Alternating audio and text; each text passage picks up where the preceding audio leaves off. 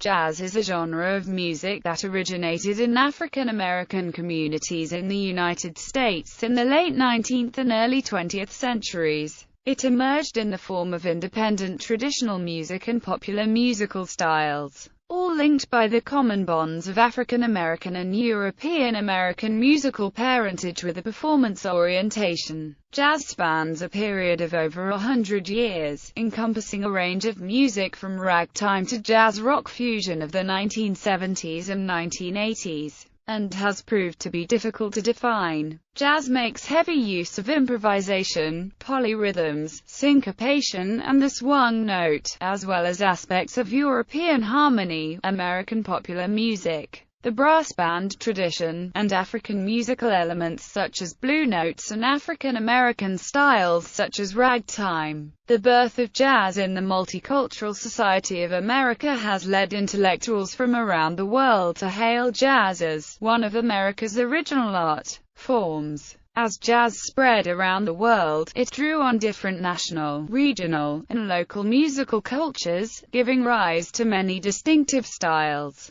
New Orleans jazz began in the early 1910s, combining earlier brass band marches, French quadrilles, beginner, ragtime and blues with collective polyphonic improvisation. In the 1930s, heavily arranged dance-oriented swing big bands, Kansas City jazz, a hard-swinging, bluesy, improvisational style, and gypsy jazz were the prominent styles. Bebop emerged in the 1940s, shifting jazz from danceable popular music towards a more challenging, musician's music, which was played at faster tempos and used more chord-based improvisation. Cool jazz developed in the end of the 1940s, introducing calmer, smoother sounds and long, linear melodic lines. The 1950s saw the emergence of free jazz, which explored playing without regular meter, beat and formal structures, and in the mid-1950s, hard bop emerged, which introduced influences from rhythm and blues, gospel music, and blues, especially in the saxophone and piano playing. Modal jazz developed in the late 1950s, using the mode, or musical scale, as the basis of musical structure and improvisation. Jazz rock fusion appeared in the late 1960s and early 1970s, combining jazz improvisation with rock rhythms, electric instruments and the highly amplified stage sound of rock. In the early 1980s, a commercial form of jazz fusion called smooth jazz became successful, garnering significant radio airplay. Other styles and genres abound in the 2000s, such as Latin jazz and Afro-Cuban jazz. Prominent jazz musician Louis Armstrong, whose career spanned from the 1920s to the 1960s, observed, "At one time they were calling it levee camp music, then in my day it was ragtime. When I got up north I commenced to hear about jazz, Chicago style, Dixieland, swing, all refinements of what we played in New Orleans. There ain't nothing new," or as jazz musician J. Johnson put it in a 1988 interview, "Jazz is restless. It won't stay put and it never will." Definitions. Jazz has proved to be very difficult to define, since it encompasses such a wide range of music spanning a period of over 100 years, from ragtime to the 2010 era rock and fusion. Attempts have been made to define jazz from the perspective of other musical traditions, such as European music history or African music, but critic Joachim Ernst Berendt argues that its terms of reference and its definition should be broader, defining jazz as a form of art music which originated in the United States through the confrontation of the Negro with European music, and arguing that it differs from European music in that jazz has a special relationship to time defined as swing, involves a spontaneity and vitality of musical production in which improvisation plays a role, and contains a sonority and manner of phrasing which mirror the individuality of the performing jazz musician. A broader definition that encompasses all of the radically different eras of jazz has been proposed by Travis Jackson. It is music that includes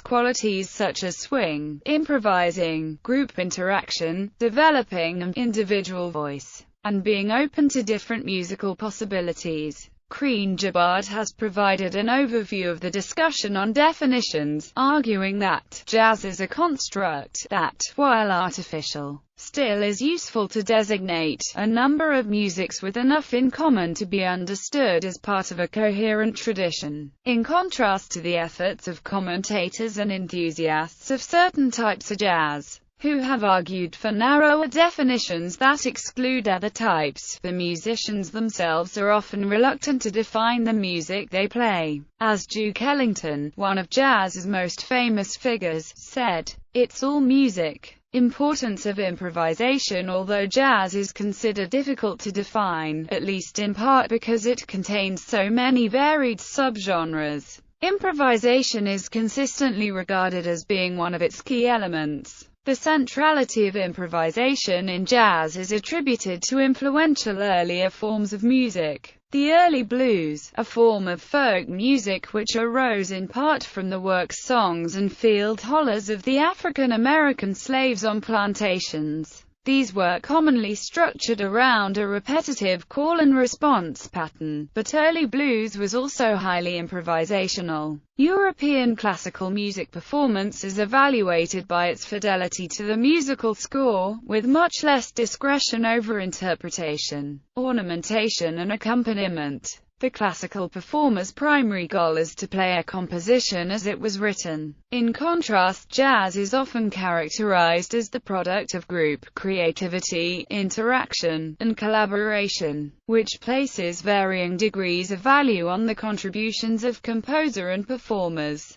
In jazz, the skilled performer will interpret a tune in very individual ways, never playing the same composition exactly the same way twice. Depending upon the performer's mood and personal experience, interactions with other musicians, or even members of the audience, a jazz musician may alter melodies, harmonies or time signature at will. The approach to improvisation has developed enormously over the history of the music. In early New Orleans and Dixieland jazz, performers took turns playing the melody, while others improvised counter-melodies. By the swing era, big bands were coming to rely more on arranged music. Arrangements were either written or learned by ear and memorized, while individual soloists would improvise within these arrangements. Later, in bebop, the focus shifted back towards small groups and minimal arrangements. The melody would be stated briefly at the start and end of a piece,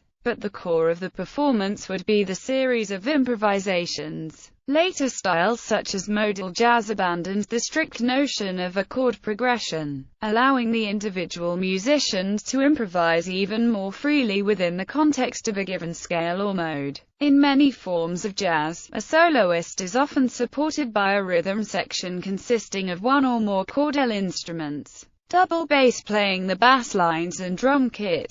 These performers provide accompaniment by playing chords and rhythms that outline the song structure and complement the soloist. In avant-garde and free jazz idioms, the separation of soloist and band is reduced, and there is license, or even a requirement, for the abandoning of chords, scales and rhythmic meters. Debates. Most of us would say that inventing meaning while letting loose is the essence and promise of jazz. Neoconservatives wouldn't, maybe because they're not up to it. Robert Chris Gay, The Village Voice. Since at least the emergence of bebop, forms of jazz that are commercially oriented or influenced by popular music have been criticized by purists. According to Bruce Johnson, there has always been a tension between jazz as a commercial music and an art form. Traditional jazz enthusiasts have dismissed bebop, free jazz, the 1970s jazz fusion era and much else as periods of debasement of the music and betrayals of the tradition. An alternative viewpoint is that jazz is able to absorb and transform influences from diverse musical styles, and that, by avoiding the creation of norms, other newer, avant-garde forms of jazz will be free to emerge. To some African Americans, jazz has highlighted their contribution to American society and helped bring attention to Black history and culture. But for others, the music and term jazz are reminders of an oppressive and racist society and restrictions on their artistic visions. Etymology. The question of the origin of the word jazz has resulted in considerable research, and its history is well documented.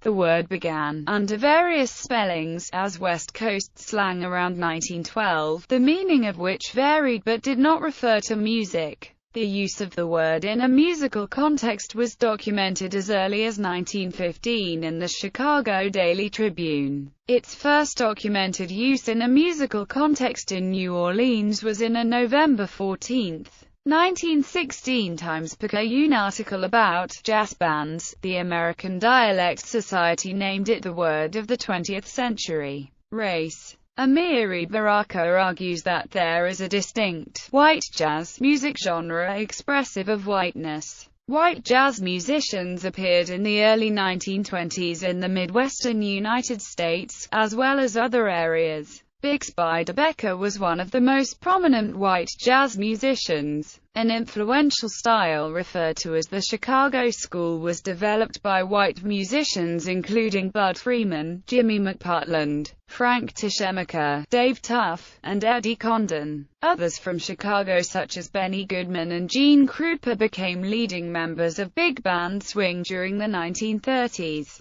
Role of women. Women jazz performers and composers have contributed throughout jazz history. While women such as Billie Holiday and Ella Fitzgerald are famous for their jazz singing, women have achieved much less recognition for their contributions as composers, band leaders and instrumental performers. Other notable jazz women include piano player Lil Hardin Armstrong and jazz songwriters Irene Higginbotham and Dorothy Fields. Women began playing instruments in jazz in the early 1920s, with the piano being one of the earliest instruments used, which allowed female artists a degree of social acceptance. Some well-known artists of the time consists of Sweet Emma Barrett, Mary Lou Williams, Billy Pierce, Jeanette Kimball and Lovey Austin. When the men were drafted for World War II, many all-women big band jazz bands took over. However, with the racial divisions that were at that time part of society, there was no real band that any one society listened to.